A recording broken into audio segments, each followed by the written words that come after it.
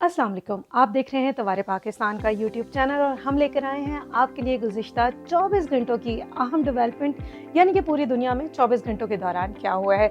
तो आज की जो मेरे पास पहली खबर है वो ये है कि फ़्रांस में इंतखाबात हो रहे हैं। यकीनन आपको पता होगा, नहीं पता तो अब तो आपको पता चल ही गया है।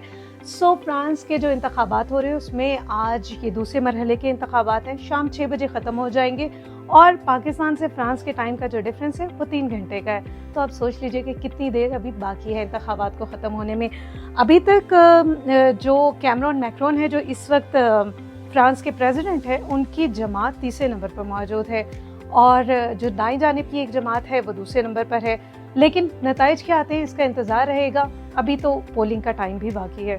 हमारी अगली खबर वो है जिसका पूरी दुनिया को इंतज़ार था, यानी कि गज़ा में जंग बंदी के लिए दुनिया कब बोलेगी। तो मिस्री मीडिया रिपोर्ट कर रहा है कि मिस्र अपना प्लेटफॉर्म, अपनी टेबल ऑफर कर रहा है गज़ा को और फ़लस्तीन को कि वो आए, टेबल पे बैठें और मुज़ाकरात करें।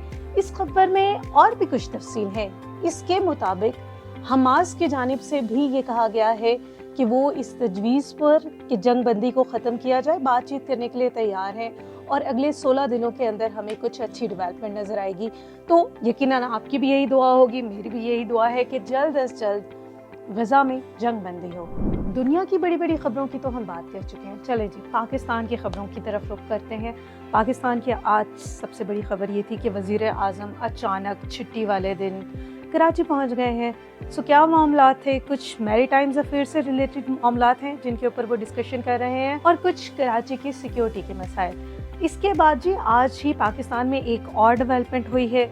जो पाकिस्तान में अपोजिशन लीडर के सरबराह है, हिज़्ब इख्तिलाफ को रिप्रेजेंट करते हैं कौमी असम्बली में, उनकी तरफ से एक बहुत ही ख़तरनाक किस्म का बयान आया है। उन्होंने कहा है कि इंसदादे दहशतगर्दी की अदालतों में उनके खिलाफ नए मुकदमात दर्ज किए गए हैं और उनकी गिरफ्तारी का प्लान बनाया जा रहा है।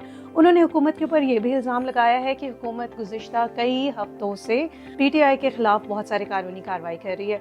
तो ये तो आपको भी पता है और मुझे भी पता है कि PTI थोड़ी सी मुश्किल में है।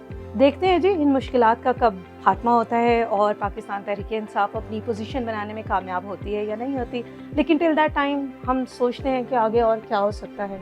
सियासी खबरें भी हो गई, दुनिया की खबरें भी हमने देख ली। अब हम ज़रा सी बात करते हैं स्पोर्ट्स की खबरों में।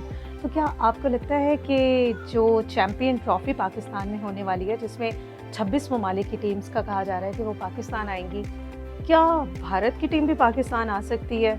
वैसे अगर खेल देखें तो आना चाहिए, लेकिन अगर दोनों मुल्कों के ताल्लुकात देखें तो फिर पाकिस्तान और इंडिया की बात हो रही है। तो मेरे पास आपके लिए एक और बहुत ही मज़े की खबर है खेल की ही दुनिया से।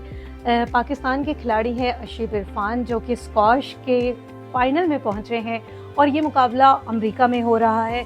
अगर मैं सिर्फ आपको इस मुकाबले में जीतने वाले की इनाम की रकम बता दूं ना, तो आपको भी ऐसे लगेगा जैसे आप पैसों में खेलेंगे जी। 9,000 US डॉलर जीतने वाले को दिए जाएंगे। और पाकिस्तान के जो खिलाड़ी हैं उशेब इरफान, वो कैनेडियन प्लेयर को हरा कर पहुँचे इस मुकाबले में। मेरे ख्याल से पाकिस्तान और इंडिया की बात के साथ ये बहुत लिंक करती हुई खबर थी, तो ये बताना बहुत ज़रूरी था। तवारे पाकिस्तान की आज की खबरें आपने देखी, हमें ये बताइएगा कि आप क्या कहते हैं। क्या आप इस तरह की इनफॉर्मल न्यूज़ देखना चाहते हैं?